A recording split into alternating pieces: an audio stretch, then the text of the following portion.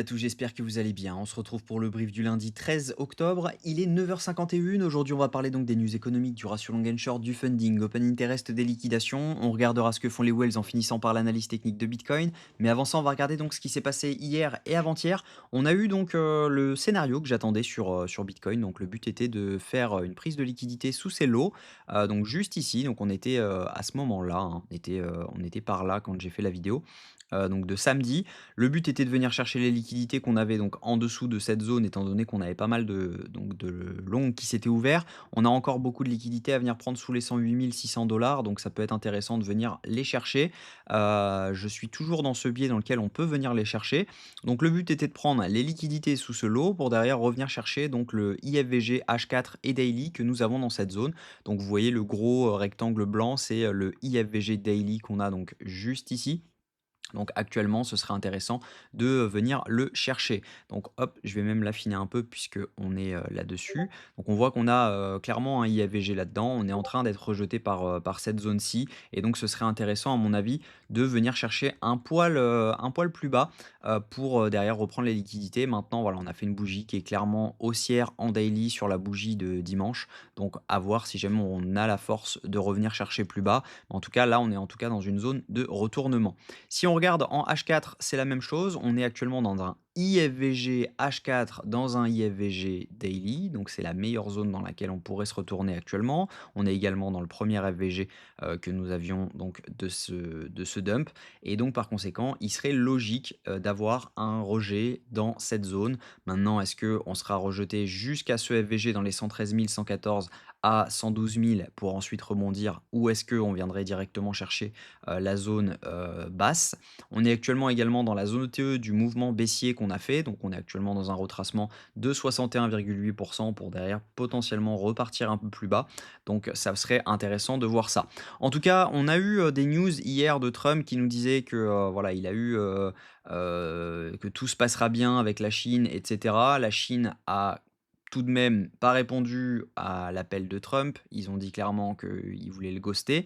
Et derrière, il y a Trump qui a redit qu'il maintiendrait quand même les taux à 100 pour le 1er novembre, et on n'a pas forcément eu de news baissière sur les marchés suite à cette news. Donc il n'y a pas grand-chose maintenant qui pourrait faire tomber les marchés beaucoup plus bas que ce qu'on a fait. Donc voilà, il faut faire attention quand même à ça, ne pas rester éternellement bearish. Donc actuellement, moi, j'ai pas forcément de setup pour pouvoir rentrer en short, même si jamais actuellement en M15, on est dans une zone de retournement. On a eu notre changement de tendance ici. On est actuellement dans un retour dans cette zone. On pourrait être rejeté. Si jamais on venait à être rejeté dans cette zone, ça serait intéressant, à mon avis, de pouvoir potentiellement se placer en short sur un retour là-dessus pour derrière pouvoir aller un peu plus bas. Mais voilà, pour l'instant, on n'a pas grand-chose en tout cas. Au niveau news économique, aujourd'hui, on n'a rien du tout. En revanche, faites attention, mercredi, donc mardi 18h20, on aura un discours de Powell. Mercredi à 14h30, on aura l'inflation américaine. Jeudi, on aura les ventes au détail principales, les inscriptions au chômage hebdomadaire, l'indice manufacturier de la Fed de Philadelphie, le prix à la production, les ventes au détail mensuelles, ainsi que les stocks de pétrole brut. Donc faites attention, on risque d'avoir vraiment pas mal de mouvements jeudi également. Et vendredi, on aura le taux de chômage, donc même chose, à 14h30, ça risque de bouger pas mal. Taux de chômage, création d'emplois dans le secteur non agricole, ainsi que le salaire moyen horaire. Donc on risque d'avoir pas mal de mouvements vendredi également. Donc on a une semaine plutôt chargée. Au niveau crypto bubble, on a donc des alts qui performent vraiment très bien. On a notamment donc le Kei qui reprend des couleurs comme il en avait pris avant, le Tao qui reprend des couleurs également. Le Koai il nous a fait une dinguerie, donc il a fait un ATH autour de 17 dollars et après derrière il a retracé de moins 50% pour derrière venir liquider tout le monde avant de refaire un x2 par rapport à sa zone. Donc ça c'est vraiment intéressant, même chose, les prises de liquidité comme ça en général, il y en a souvent sur ce genre d'alt. Et on a également le Aster qui reprend 17%, donc qui pourrait avoir potentiellement posé son bottom. Donc si jamais on a un setup dessus, ça pourrait être intéressant de se placer dessus.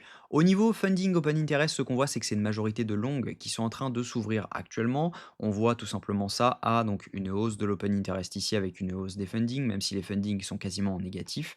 Ensuite, ce qu'on voit, c'est que juste ici, même chose, on a une rehausse de l'open interest avec une rehausse des fundings. Et également ici, on a une hausse de l'open interest avec une hausse des fundings, ce qui veut dire clairement que ce sont donc des longues qui sont en train de s'ouvrir. On a eu donc à chaque fois un dump des fundings, tout simplement parce qu'on a le reset des fundings à 1 heure du matin, et donc par conséquent, c'est pour ça qu'on a eu ce reset juste ici, et même chose à 18 heures.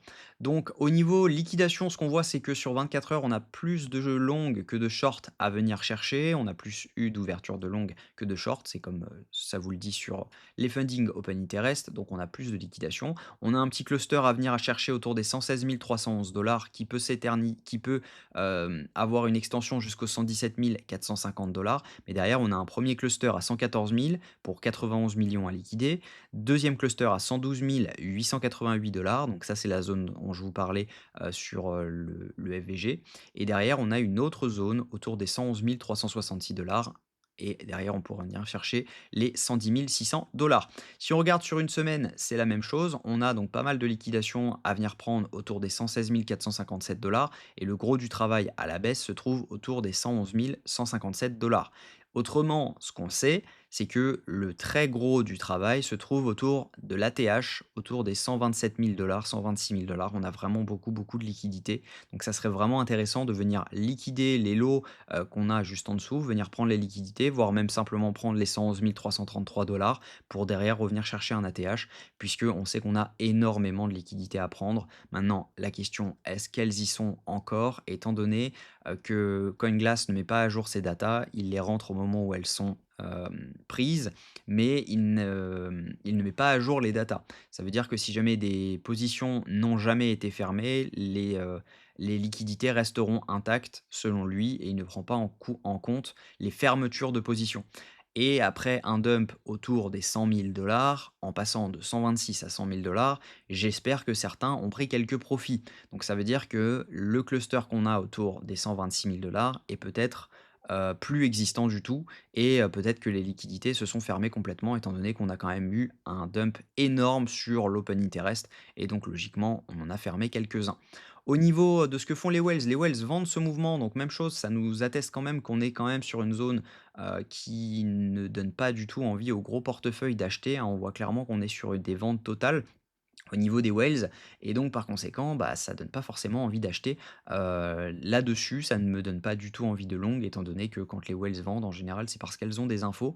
On le voit juste ici, par exemple, elles avaient commencé à vendre, donc ici, on était, là-dessus sur ce premier dump ici. Elles ont commencé à vendre là-dessus. Derrière, on a range, mais elles ont continué à vendre et à un moment, boum, on a cette grosse vente. Donc il y a certaines personnes qui avaient eu des infos en avance et donc par conséquent, logiquement, on devrait pouvoir, à mon avis, même si jamais on continue à monter, on devrait à mon avis avoir un rect à un moment ou à un autre avant de pouvoir potentiellement repartir à la hausse.